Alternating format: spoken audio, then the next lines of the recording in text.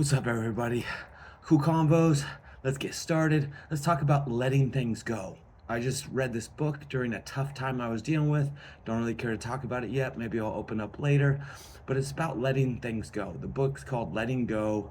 It's a good book. It's a great start. So it's really, when you embrace it, it's about giving your freedom back, right? So you let everything go. So negative comments, you let it go. It doesn't bother you, doesn't faze you. It's not easy, right? Like when we hold on to something, when you're fighting with a child and you get frustrated, you get emotional, it's just like you gotta just let that go. Like let it go. It's like that's your frustration. You're getting yourself, it's eating yourself up. It's not about really what the child's doing or what's going on with their life, or what's going on in your life. If you get fired from work, if you get let go, if you don't get that deal, if you lose a big deal and your business is in shambles, or you go bankrupt, or your business goes under, you got to let that go, right? You can't let things eat away at you and your confidence, your self-esteem, all those things. So it's a challenge, right? Like it took a while for me to just like take some deep breaths, just look at it, kind of analyze the situation, did a bunch of visualization around it, did some like little hypnosis hacks and all that stuff. And we have accountability coaches and all those things, like I said, always below, that you can get help with, and they'll walk you through the process and get you started on letting certain things go in your life. But if you can get to a place where you let everything go, nothing phases you, doesn't mean you don't care about it, doesn't mean you don't have love towards it, doesn't mean any of those things. It just, the emotion is no longer there. You are able to stay, like that Pulp Fiction line, like what is, I forgot it, but it's like cool as a cucumber, right? So you got to stay calm.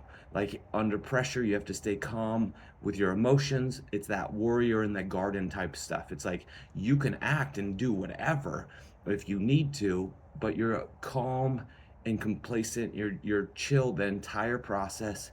You don't have to get angry at your kids if you have kids. Like Becky is Dr. Becky, I forget her last name, has some great stuff around this stuff too. It's like, how do you be a teammate with your children? Not necessarily be a friend, but essentially you want the best for your children, and there's no reason to punish them or give them consequences. Yeah, I'm not saying you shouldn't give them consequences, all that stuff, but it's find a way to get to work with them to be better, as opposed to be like, oh, you can't do this. Like if they're on their phone too long, it's like find a way that you don't even have to police them. Find a system that will work, that they will police themselves. Make them responsible for themselves, right? When it comes to work and you're managing people, find a way to get your team to manage themselves, or other people to manage themselves, manage the team and people for them, because you as a leader needs to take charge of that, and you want to make it so you're creating an environment where people feel heard, recognized,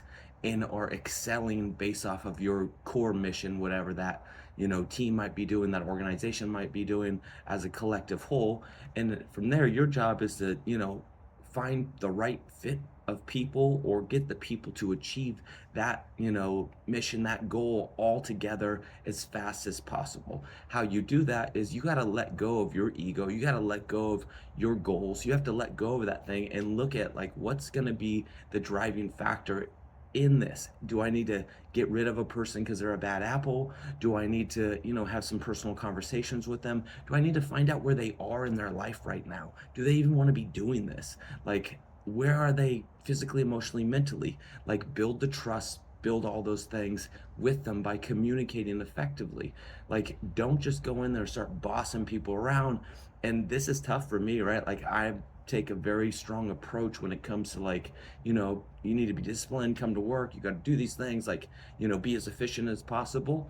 But not every, there's times where people are having a bad day. There's times where people just need that time to talk. They need to know that you're there for them, or at least there's a person there for them in the office, at the workplace, or somewhere in their life that you're helping facilitate, so they're getting the help they need. This reminds me of a story of like Michael Jordan and Scottie Pippen in the finals. I think it's The Last Dance, trying to get Dennis Rodman on board, and he's out partying and going crazy, and they're like, not Steve Kerr, but Steve Kerr did have to go out with them that night, but Phil Jackson got him to go out, be like, hey, let's get him back on track, let's get him. So they had people, they knew probably Mike and and Scotty couldn't do the job for them, so they need to enlist like Steve Kerr and there was another player I can't remember, and they got Dennis Rodman back on board, right? So because it's about achieving the greater goal, they knew he was an important piece of that puzzle, and they needed him to perform at the level he needed to perform. They just didn't realize Dennis could go do those things and still perform anyway.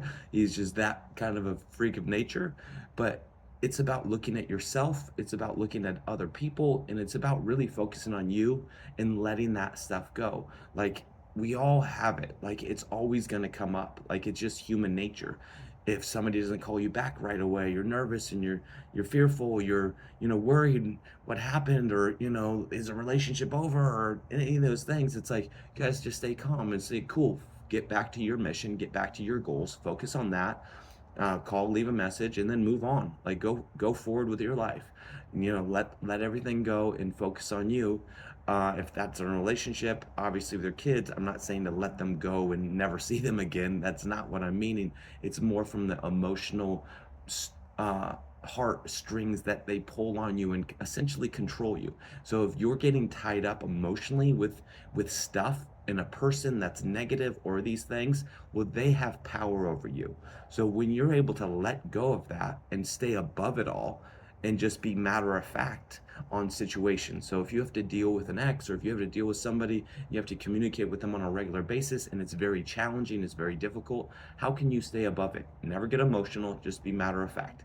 Make it about the kids, make it about what's going on. That's it. If they throw mud at your face, just take it in stride, just stay above it, just keep cool. It is the best medicine to deal with them. It'll drive them nuts, not that that's the goal, but you can always stay above with them. Obviously, there's always court and all those things if you want to go that way, but you have to always stay above of everything. And so nothing will phase you. So they don't take up an ounce of your life.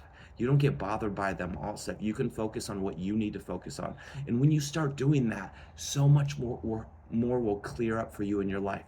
You'll have so much more abundance in your life. You'll be able to achieve more, make more, do more.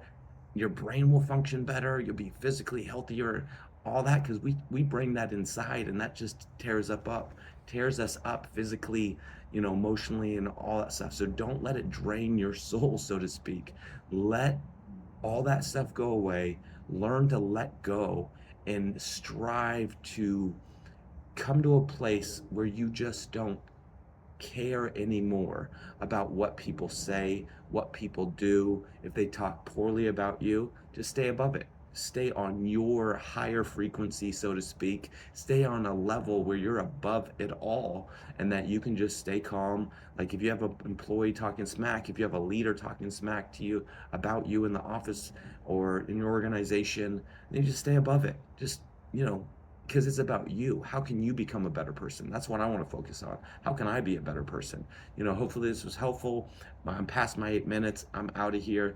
Here's to success, achieving more in whatever area of your life it is. There's not a place in time that you can't improve. So focus on that. Take care.